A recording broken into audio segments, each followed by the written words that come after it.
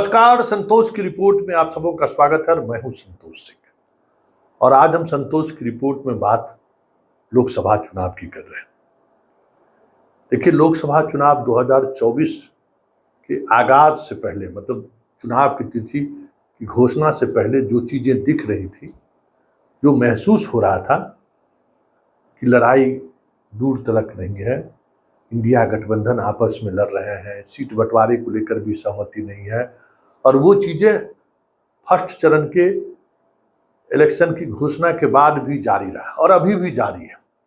India गठबंधन में लग नहीं ऐसा रहा है कि कहीं वो एक साथ कहीं मजबूती के साथ लड़ रहे हैं। हर स्टेट में अपने अपने तरीके से चीजें दिख रही हैं, अंतर विरोध कितना है। लेकिन इन सब से इतर जो एक खास बात देखने को इस बार मिल रहा है कि चुनाव मोदी के खिलाफ जनता लड़ रही है। हम बात बिहार की ही करें। बिहार में जिस तरीके से का टिकट वितरण लालू यादव किए, कांग्रेस किया है, सीपीआई सीपीएम ने किया है, भाकपा माले ने किया है, उन तमाम गठबंधन के उम्मीदवारों को लेकर अगर आप गौर करेंगे तो लगेगा कि ये लोग मान चुके थे कि हम 2024 में 2-4-5-10 तक मैक्सिमम जीत लिए तो जीत लिए। बाकी ऐसा लग रहा था कि लालू पूरे कुनबे के साथ 2025 का चुनाव लड़ रहा है, मतलब विधानसभा के चुनाव की तैयारी में। ये बस एक लोकसभा चुनाव है, लड़ना है तो लड़ ले रहे हैं। लेकिन जैसे जैसे फेज बढ़ रहा है, चीजें साफ बदलती हुई दिख रही है।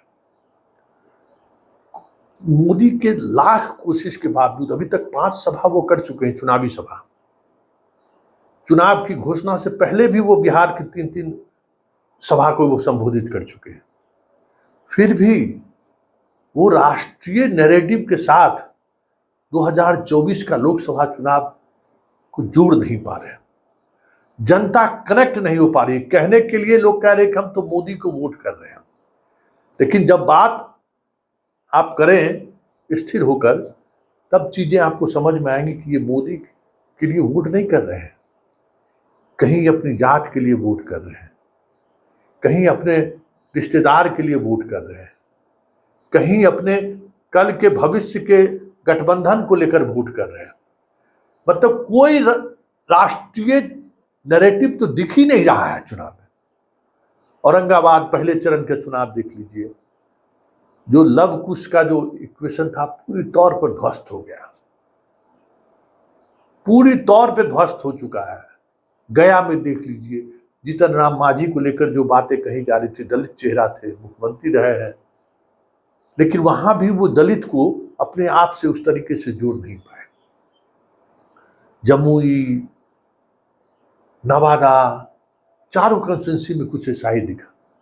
सेकंड फेज में जहां पूरी तौर पर अति पिछड़ा का डेंस माना जाता है, मतलब अति पिछड़ा वाली राजनीति नीतीश कुमार का प्रयोगशाला यही इलाका रहा है। उन इलाकों में भी बड़ी गजब तरीके से चीजें बदलती। अति पिछड़ा वोटर भी नीतीश और मोदी से अलग होते हुए दिखे। लोकल फैक्टर पे, स्थानीय फैक्टर पर कुशवाहा ने अगर कहीं बाहर निकला तो कुर्मी भी उसके साथ आ गए। मल्लाह सहनी जो 2019 में मुकेश सहनी को नेता स्वीकार करने को तैयार नहीं हुए, मुकेश सहनी को वोट तक नहीं दिया, वो सहनी बटा हुआ दिख रहा है, कुशवाहा बटा हुआ दिख रहा है, कुर्मी बटा हुआ दिख रहा है। कि नीतीश कुमार को आज इस हाल में पहुंचाने के लिए अगर कोई जिम्मेवार है तो बीजेपी और चिराग जिम्मेवार है। लाख कोशिश नीतीश कर रहे हैं, कह रहे हैं, फिर भी कुछ न कुछ टूट हो रहा है। आज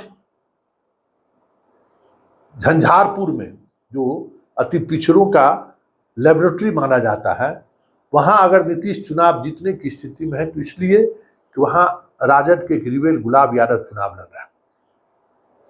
कई तरह की चीजें, इस तरह की चीजें आपको देखने को मिलेंगी इस चुनाव में। तो कहीं भी नेशनल नैरेटिव लगता ही नहीं कि कोई राष्ट्रीय कोई परिप्रेक्ष्य पर चुनाव हो रहा है। मुन्ना शुक्ला चुनाव लड़ रहे हैं तो सारा भूमियार उनके साथ खड़ा है। तो एकदम चीजें साफ बदलती हुई दिख रही है। आनंद मोहन है तो बनिया जो बीजेपी का कोर वोटर है वहां अलग है, वह हमको बनिया का वो प्रतिनिधित्व नहीं मिला। और ये जो चीजें दिख रही हैं वो संकेत है जिसको मोदी समझने लगे हैं। और मोदी को ये आभास हो गया है कि इस बार कोई राष्ट्रीय मुद्दा हिंदू मुसलमान भारत पाकिस्तान कुछ भी चल नहीं पा रहा है। कहने को भाई कहा रहा है, यहां तक कह रहे हैं भाई 272 सीट पर कांग्रेस चुनाव नहीं लड़ी, यहां तक कह रही है ना, तथ्यों को तोड़ मरोड़ कर पेश कर रही है बीजेपी। भाई उसके पास प्रधानमंत्री बनने के लिए जब उतनी चुनाव ही नहीं लड़ रहे हैं तो फिर उनको वोट देने का क्या मतलब है। यहां तक उतर गए हैं फिर भी वो नैरेटिव सेट नहीं हो रहा है। और यही वजह है कि अब मोदी कल दरभंगा में भी बोले हैं और आज भी उनकी जो 2 सभा हुई उस सभा में ये बोलने को मजबूर हुए हैं कि आप वोट हमें दीजिए, आप उम्मीदवार को वोट नहीं दे रहे हैं, वोट आप हमको दीजिए। क्योंकि पूरी तौर पर जनता सांसद का उम्मीदवार कैसा है इस पर अपने आप को केंद्रित कर लिया है, किस जाति का है, उस जाति से हमारा समीकरण किस तरीके से बैठता है, उम्मीदवार का परफॉर्मेंस क्या रहा है, 5 वर्षों में उम्मीदवार किस तरीके से क्षेत्र के लिए काम किया है। ये सारी बातें कहीं न कहीं लोकसभा चुनाव में, ऐसा पहले कभी नहीं हुआ है, बहुत पहले होता होगा, लेकिन लोकसभा चुनाव में पहली बार पूरी तौर पे वोटिंग इसी मुद्दों पर होता हुआ दिख रहा है। इसलिए मोदी को ये बातें कहनी पड़ी है कि वोट हमको दीजिए। इसका कितना असर पड़ेगा ये तो 4 जून को पता चलेगा, लेकिन जो चीजें दिख रही हैं वो चीजें ये दिखाने के लिए, ये जताने के लिए काफी है कि मोदी के लिए 400 पार तो बात की बात है। उनको ये समझ में आ गया था कि 400 पार का नारा देकर विपक्ष को हम डिमोरलाइज कर दें पूरी तौर पर, क्योंकि उनको कहीं न कहीं ये सर्वे में ये बातें आई होंगी, इसलिए ये बातें उन्होंने फोकस करके बोला है, इस बात को एड्रेस करके बोला है कि 400 पार। और एक बार मोदी सरकार, ये जो नारा है ना, उस नारा के पीछे भी यही वजह है।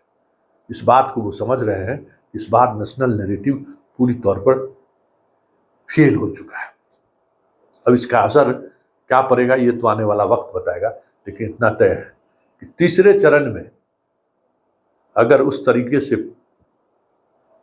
पब्लिक मतदान केंद्र पर नहीं आई तो तय मानिए कि 2024 में एक नए तरीके का संसद, पार्लियामेंट हाउस में सदस्य को आपको देखने, जीते हुए सदस्यों को आप देखने को मिले तो कोई बड़ी बात नहीं होगी, क्योंकि चीजें बहुत तेजी से बदल रही थी। और जब आप उनको वोट देंगे ना तो ये वोट सीधा सीधा मोदी के खाते में जाएगा।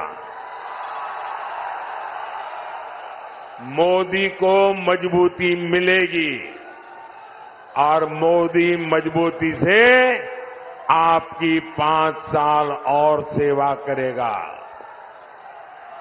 तो घर घर जाएंगे, ज्यादा से ज्यादा मतदान करवाएंगे, पहले मतदान फिर जलपान, ये पक्का करेंगे। अच्छा, मेरा एक काम करेंगे, जरा हाथ ऊपर करके बताइए, करेंगे? मेरा काम करेंगे। यहां से जाने के बाद हर घर जाना, घर घर जाकर के कहना कि अपने मोदी जी दरभंगा आए थे और मोदी जी ने आपको प्रणाम कहा है। मेरा प्रणाम पहुंचाएंगे, घर घर मेरा प्रणाम पहुंचाएंगे।